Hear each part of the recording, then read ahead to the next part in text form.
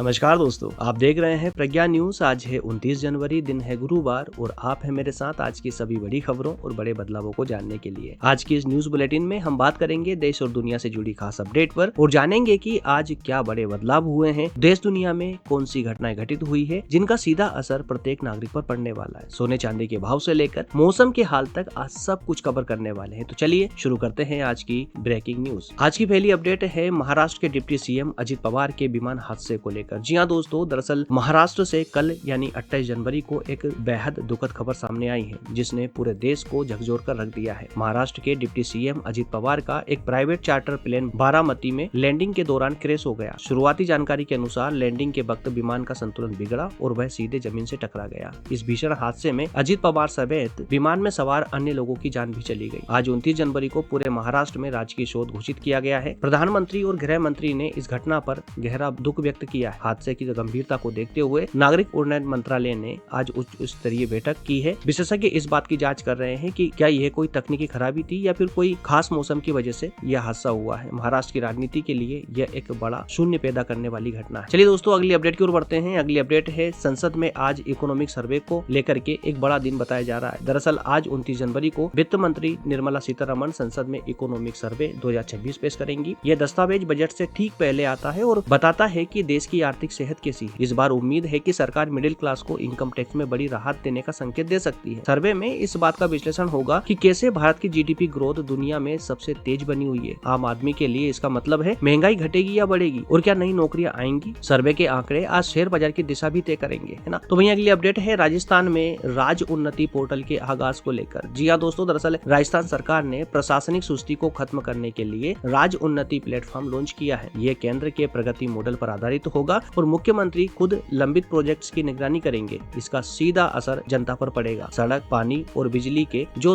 काम फाइलों में दबे पड़े थे अब तक, अब उन्हें समय पर पूरा करना अनिवार्य हो जाएगा, है ना। तो वहीं अगली अपडेट उत्तर प्रदेश के बुंदेलखंड में पर्यटन के नए हब को लेकर है। जी हाँ दोस्तों, उत्तर प्रदेश सरकार बुंदेलखंड की ऐतिहासिक धरोहर को आधुनिक पर्यटन से जोड़ रही है। हाल ही में गणतंत्र दिवस पर यूपी की झांकी में इसकी झलक भी देखने को मिली थी। राज्य में वंदे मातरम के 150 साल पूरे होने पर बड़े सांस्कृतिक कार्यक्रमों की योजना है जिससे स्थानीय रोजगार और पर्यटन को बढ़ावा मिलेगा। तो वहीं अगली अपडेट बिहार और मध्य प्रदेश में लागू हुए एक नए कानून को लेकर है। जी हाँ दोस्तों, राष्ट्रीय स्तर पर पैसा कानून यानी कि पंचायत विस्तार वाले कानून लागू करने में महाराष्ट्र के बाद अब मध्य प्रदेश दूसरे स्थान पर रहा है। बिहार में भी ग्रामीण विकास के लिए नए खुफिया सम्मेलन आयोजित किए जा रहे हैं। पंचायत स्तर पर अब सीधे फंड और अधिकारों का बंटवारा हो रहा है जिससे भ्रष्टाचार पर लगाम लगने की अब संभावना है ना। तो वहीं अगली अपडेट है बजट 2026 की कुछ खास नई उम्मीदों को लेकर। बजट से पहले टेक इंडस्ट्री ने सरकार से मांग की है कि कंपोनेंट्स पर ड्यूटी घटाई जाए। अगर ऐसा होता है तो 1 फरवरी के बाद आपके पसंदीदा गैजेट्स जैसे मोबाइल, लैपटॉप आदि सस्ते हो सकते हैं। आज शाम तक इस पर बड़े संकेत भी मिल सकते हैं ना। तो वहीं अगली अपडेट है सरकारी बैंकों की हड़ताल की सुगबुगाहट को लेकर। जी हाँ दोस्तों, दरअसल वेतन वृद्धि और निजीकरण के विरोध में कुछ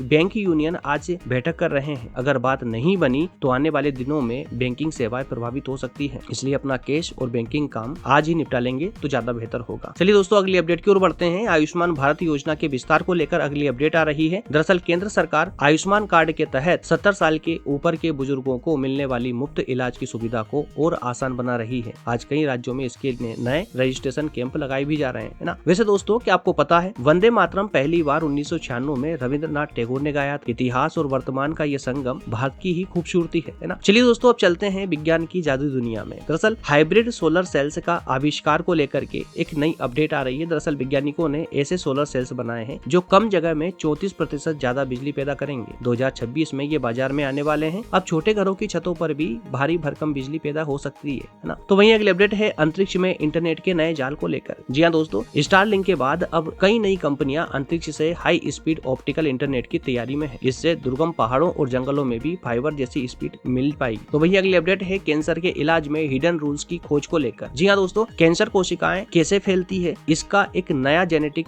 मैप वैज्ञानिकों ने तैयार कर लिया है। इससे अब कीमोथेरेपी की जरूरत अब कम होने लगेगी और दवाएं सीधे कैंसर सेल पर अटैक करेंगी, है ना। तो अगली अपडेट है अल्जाइमर के स्विच को लेकर। जी हाँ दोस्तों, दरअसल वैज्ञानिकों ने उस मॉलिक्यूलर स्विच को ढूंढ लिया है जो याददाश्त मिटाता था। इसे ब्लॉक करके अब बुढ़ापे में भूलने की जो बीमारी है अब उसका इलाज मुमकिन हो पाएगा, है ना। वहीं अगली अपडेट आ रही है भूकंप की भविष्यवाणी को लेकर। जी हाँ दोस्तों, फाइबर ऑप्टिक सेंसिंग यानी कि जमीन के नीचे बिछी इंटरनेट केबल्स अब भूकंप का पता लगा पाएंगी। ये तकनीक आज ट्रायल रन में सफल रही है, जिससे शहरों को आपदा आने से पहले ही अलर्ट किया जा सकेगा। तो वहीं दोस्तों अगली अपडेट है 3D नैनो डिवाइस को लेकर, जिसके चलते अब फोन और भी छोटे हो जाएंगे। सिंगल क्रिस्टल से माइक्रोस्कोपिक डिवाइस बनाने की नई तकनीक खोजी गई है। इससे आने वाले सालों में आपके स्मार्टफोन का आकार ना अब आधा ही रह जाएगा, लेकिन पावर जो है दुगनी हो जाएगी ना। तो वहीं अगली अपडेट है रियल वर्ल्ड एआई को लेकर। दरअसल अब रोबोट्स को मिलेगी सोचने वाली आंखें। जी हाँ, एआई अब सिर्फ चैट नहीं करेगा, बल्कि हमें और हमारी दुनिया को समझकर हमारे साथ काम भी करेगा। लॉजिस्टिक्स और डिलीवरी में अब ऐसे ड्रोन्स का इस्तेमाल शुरू हो रहा है जो खुद रास्ता बदल सकते हैं ना। दोस्तों क्या आपको पता है कि एआई भविष्य में इंसानों की जगह ले लेगा? अपनी राय कमेंट बॉक्स में यस या नो लिखकर जरूर बताएं। हम सबसे अच्छे कमेंट को कल के वीडियो में शामिल करेंगे, है ना। चलिए दोस्तों, खबरों का सिलसिला तो जारी रहेगा, लेकिन अब वक्त हो चला है मौसम के हाल पर एक नजर डालने का। दरअसल उत्तर भारत में कल हुई बारिश और ओलावृष्टि के बाद आज यानी 29 जनवरी को मौसम ने एक बार फिर से करवट ले ली है। भारत मौसम विज्ञान विभाग के अनुसार सक्रिय पश्चिमी विक्षोभ के आगे बढ़ने के साथ ही उत्तर पश्चिम और मध्य भारत के राज्यों में आज से न्यूनतम तापमान में 3 से 5 डिग्री सेल्सियस की भारी गिरावट दर्ज की जा रही है। तो वहीं दिल्ली, एनसीआर, पंजाब, हरियाणा और राजस्थान के कई हिस्सों में आज सुबह घने से बहुत घने कोहरे का साया रहा, जिससे सड़कों पर विजिबिलिटी 50 मीटर से भी कम रह गई है। पहाड़ों पर हुई ताजा बर्फबारी की वजह से मैदानी इलाकों में बर्फीली हवाएं चल रही है, जिससे शीतलहर जैसी स्थिति बन गई है। तो वहीं बिहार और पूर्वी उत्तर प्रदेश में आज भी बादल छाए रहने और कुछ स्थानों पर हल्की बूंदाबांदी की संभावना है। दक्षिण भारत की बात करें तो वहाँ मौसम मुख्य रूप से साफ है, लेकिन तटीय इलाकों में नमी के कारण सुबह के वक्त धुंध देखी जा रही है। चलिए दोस्तों, अब बात करेंगे आर्थिक जगत से जुड़ी कुछ खास अपडेट पर। दरअसल आज 29 जनवरी को सोने की कीमतों ने वो कर दिखाया है जिसकी कल्पना निवेशकों ने कभी नहीं की थी। अंतर्राष्ट्रीय भू राजनीतिक तनाव और रुपए की अस्थिरता के कारण घरेलू बाजार पर 24 कैरेट सोने की कीमत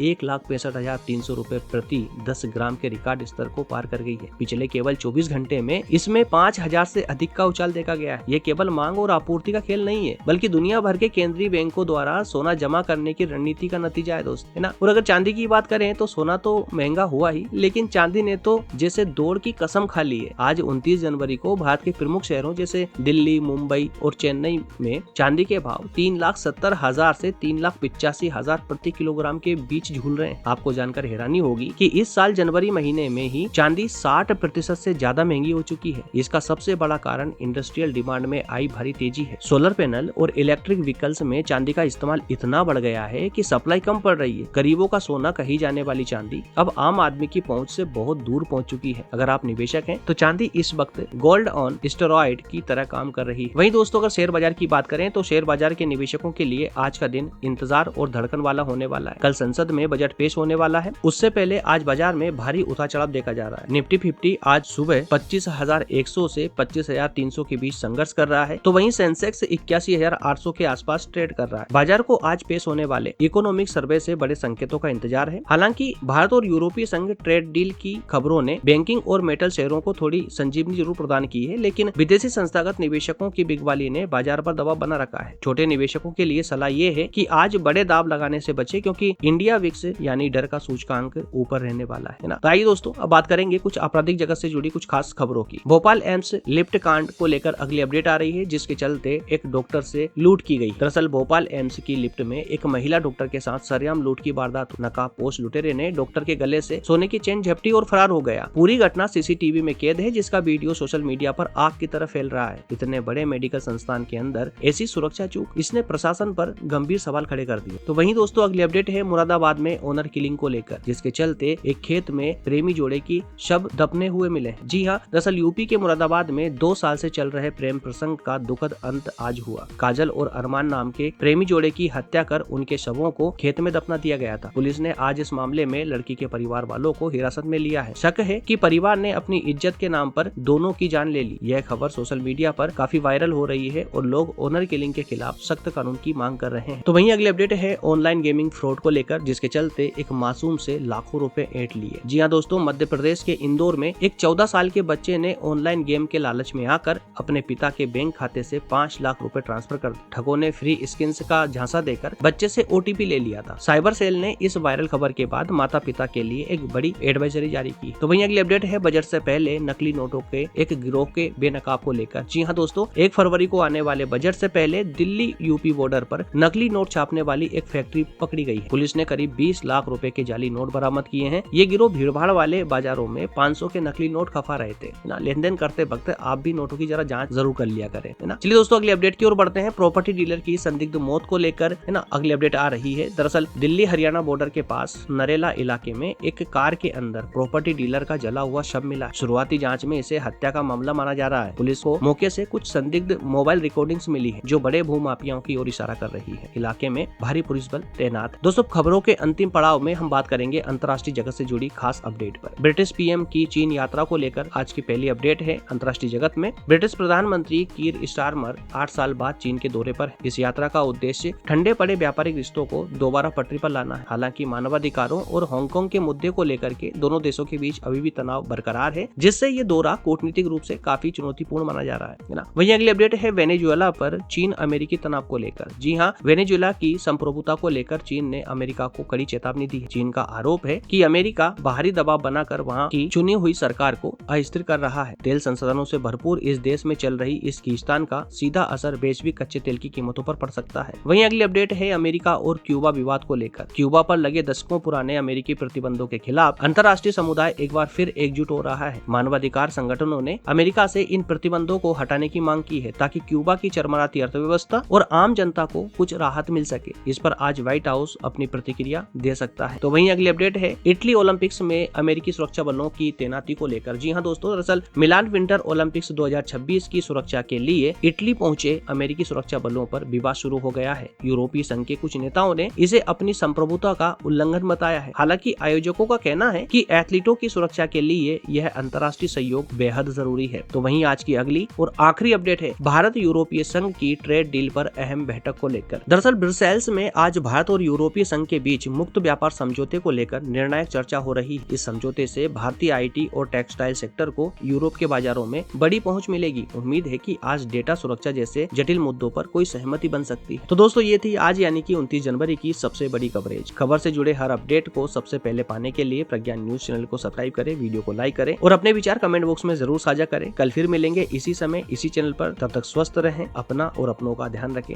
जय हिंद।